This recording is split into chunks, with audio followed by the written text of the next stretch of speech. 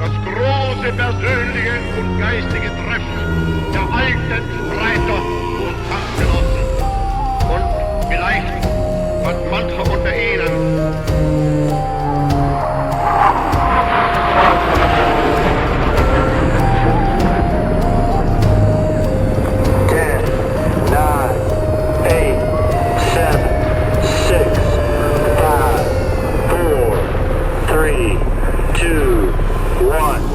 Bienvenidos a Archivos del Tiempo, podcast.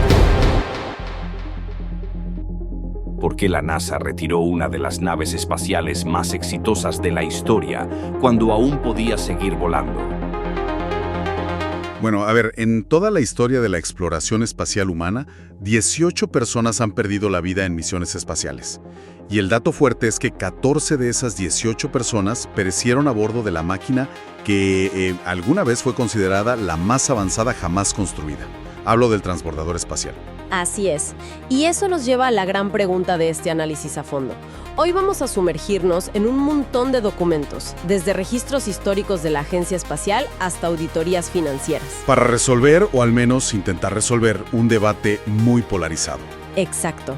Queremos entender si el programa del transbordador fue un triunfo de la ingeniería sin igual o si en el fondo fue un enorme fracaso financiero y de seguridad. Un fracaso que, según algunos análisis críticos, estancó la exploración del cosmos por 3 décadas. Y vamos a ver cómo pasamos de esa era de los megaproyectos financiados por el Estado al renacimiento que vemos hoy, dominado por empresas privadas. Pero para entender esa transición, tenemos que ir al momento en que todo terminó. Julio del año 2011. El lanzamiento de la misión STS-135. Tal cual. El último vuelo del transbordador Atlantis. Los registros describen a 1 millón de espectadores en la costa de Florida viendo cómo se cerraba una era. Fueron 30 años de historia resumidos en 135 misiones. Y me llama la atención un detalle de los documentos. La tripulación de ese último vuelo era muy pequeña, solo 4 personas. El comandante Chris Ferguson, junto a Doug Hurley, Sandra Magnus y Rex Walheim. Sí, una tripulación reducida. Y dejaron un detalle casi poético. Al llegar a la Estación Espacial Internacional, dejaron una bandera estadounidense. Pero no cualquier bandera, era la misma que voló en la primera misión del transbordador en 1981. ¡Wow! ¡Claro! Y la dejaron ahí, esperando que la próxima tripulación lanzada desde suelo estadounidense la recuperara. Y el peso de ese símbolo es tremendo, porque la bandera se quedó esperando por el simple hecho de que la gran superpotencia espacial acababa de quedarse sin nave propia. ¿Se quedaron a pie? Literal. Y cancelar el programa no fue un capricho, fue el resultado de una suma de fallas en el sistema. Para entender por qué mandaron la flota a los museos, tenemos que volver a los años 70. Claro, a la promesa original. Exacto. El programa Apolo llegó a la Luna, pero el costo era imposible de mantener. Usar un cohete gigante de Saturno B y tirarlo al océano después de un solo uso devoraba el presupuesto. Entonces la solución lógica era inventar un vehículo reutilizable. Las fuentes muestran que lo vendieron como un, digamos, camión espacial barato. Un camión espacial de rutina, esa era la frase. Despegaría como cohete, dejaría satélites en órbita y regresaría planeando para aterrizar en una pista normal. Y la proyección oficial, que esto me pareció una locura, estimaba hasta 55 lanzamientos al año. Es que esa cifra es la clave de todo. 55 vuelos al año era lo único que justificaba la inversión inicial. Los ingenieros calculaban que llevar 1 kilo de carga al espacio costaría poco más de $1,000. ¿$1,000 el kilo? Sí. Prometían democratizar el acceso al espacio, pero el diseño condenó esa promesa desde el primer minuto. Para conseguir plata, la agencia civil tuvo que asociarse con los militares. El Departamento de Defensa. Así es. Y ellos exigieron que la nave tuviera una bodega enorme para llevar satélites espía y unas alas gigantes en forma de delta para poder maniobrar y aterrizar tras una sola órbita. Claro, y esas alas y esa bodega sumaron muchísimo peso, lo que provocó un efecto dominó, porque al ser tan pesado necesitaba propulsores de combustible sólido inmensos y ese tanque externo gigante color naranja. Exacto. Y si vemos los números duros, el contraste entre la promesa y la realidad es brutal. Cada lanzamiento terminó costando entre 450 y 1.500 millones de dólares. Una barbaridad. Pasaron de los $1.000 prometidos a casi $60.000 por kilo. Sí. ¿Y sobrevolar casi una vez por semana? Ni de broma lo lograron. El récord histórico en un año fue de apenas 9 vuelos. Y eso fue en 1985. O sea, es como comprar un auto deportivo de lujo pensando que va a ser súper económico para ir a trabajar todos los días. Y darte cuenta de que requiere una reconstrucción completa del motor en cada esquina. Tal cual. Y el problema principal de esa parálisis era el mantenimiento. Después de cada vuelo, el reacondicionamiento era una pesadilla. El mejor ejemplo de esto, y los documentos técnicos son claros, era el escudo térmico. El de las losetas. Sí, para soportar los 2000 grados de fricción al reingresar a la atmósfera, la parte de abajo de la nave tenía unas 35,000 losetas de sílice. Imaginemos por un momento un rompecabezas en 3 dimensiones con 35,000 piezas únicas. Y muy frágiles. Además, por la contracción y expansión térmica del metal de la nave en el espacio, las losetas no podían ir pegadas una a la otra. Necesitaban un espacio milimétrico. Si una sola loseta fallaba, el plasma derretía la estructura interna. Y los técnicos tenían que revisar cada loseta a mano después de aterrizar. Hacían pruebas de adherencia, reemplazaban cientos de ellas. Era un trabajo de meses. Un vehículo experimental de alto riesgo que tenían que reconstruir desde cero. La complejidad técnica ahogó la viabilidad financiera por completo. Pero, a ver, quiero hacer de abogado del diablo un momento. Al leer esto, uno se pregunta, ¿se le puede llamar fracaso a una máquina que construyó la Estación Espacial Internacional pieza por pieza? Es un buen punto. Además, fue la única nave capaz de llevar el telescopio Hubble a la órbita y permitió que los astronautas salieran a repararlo cuando tuvo fallas. El Hubble cambió nuestra visión del universo y el transbordador lo hizo posible. Es que esa es la dualidad del debate. Como proeza de ingeniería robótica y científica, fue monumental. Mantuvo a casi 400 personas en órbita a lo largo de su historia. El error está en confundir un triunfo científico con el éxito operativo. Claro, ¿no cumplió su misión original? Para nada. Nunca fue económico, nunca fue de rutina, y los registros lo demuestran con mucha crudeza. Nunca fue seguro. Y ese es el punto más oscuro de los documentos. Las tragedias del Challenger en el 86 y del Columbia en 2003 no fueron casos aislados. Fueron consecuencia directa de la misma complejidad técnica. En el caso del Challenger, la falla técnica fue en un anillo aislante de goma en uno de los propulsores.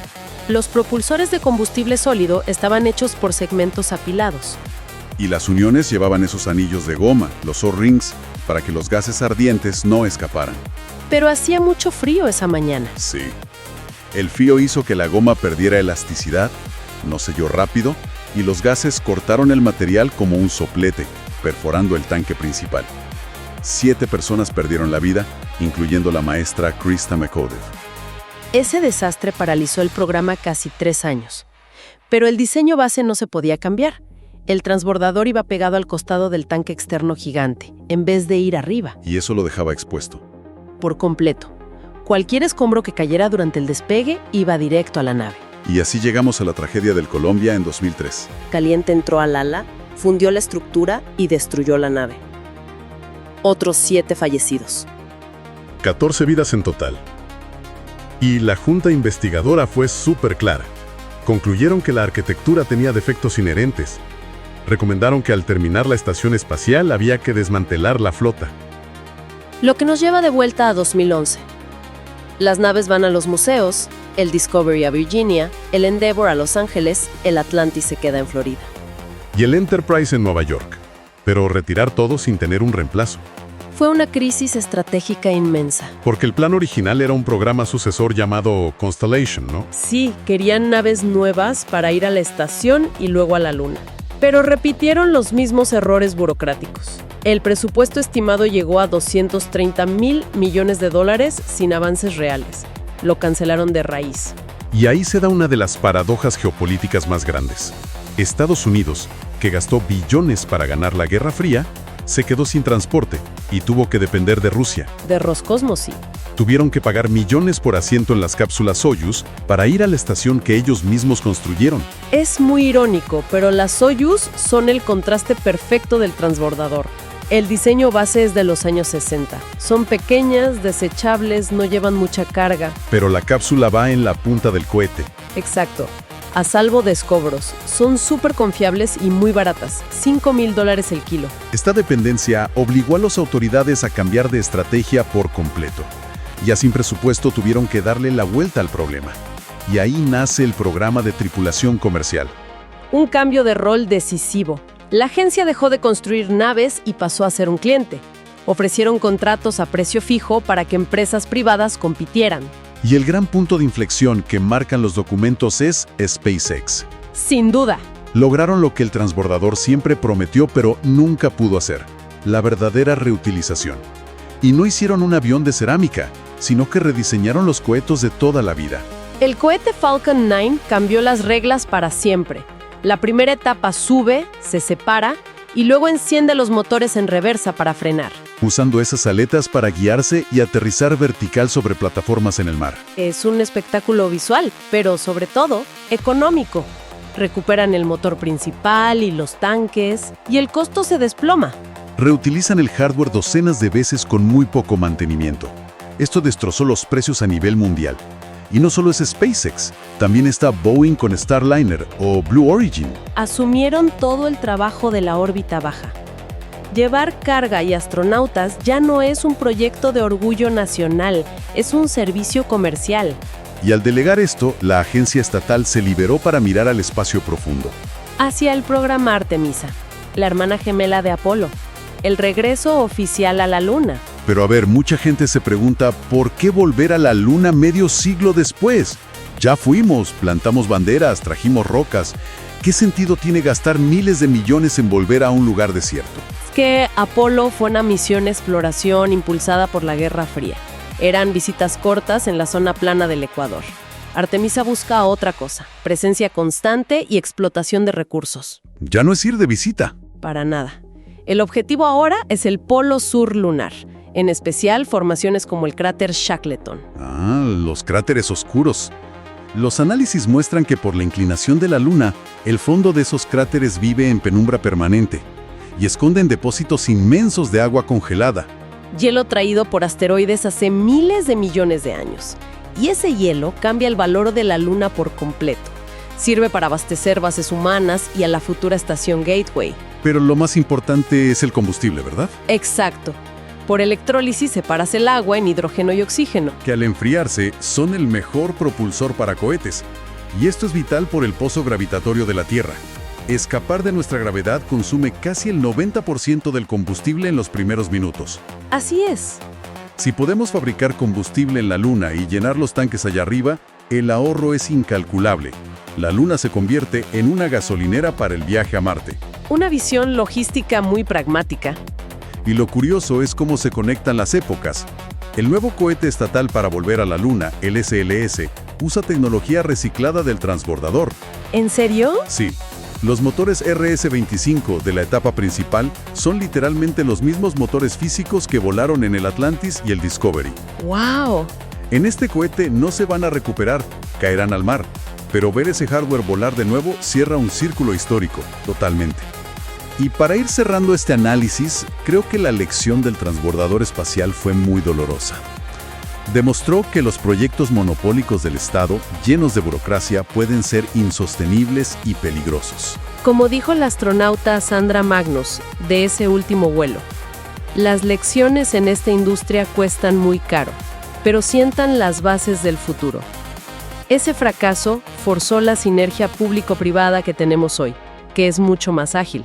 Pasamos de llorar a 14 tripulantes y depender de Rusia a ver cohetes que aterrizan solos en el mar. Y para terminar, quiero dejar una idea sobre la mesa para quienes nos escuchan. A ver. Si esa agua congelada en la Luna se va a convertir en el recurso más valioso, básicamente el petróleo del espacio profundo, estamos a punto de ver la primera gran fiebre del oro extraterrestre. Es para pensarlo. Imaginaria en el cráter Shackleton, ¿quién va a dictar las leyes en un mundo sin fronteras? Quizás el fin del transbordador encendió la mecha de una nueva y muy intensa geopolítica lunar. Es algo para investigar y cuestionar por nuestra cuenta. Sin duda, el espacio ya no es solo de los exploradores, es de los pioneros comerciales. Bueno, dejamos esa reflexión flotando en el aire. Ha sido un análisis fascinante. Gracias por acompañarnos en este viaje al pasado. Nos encontramos en el próximo episodio para seguir descubriendo lo que la historia aún tiene por decir.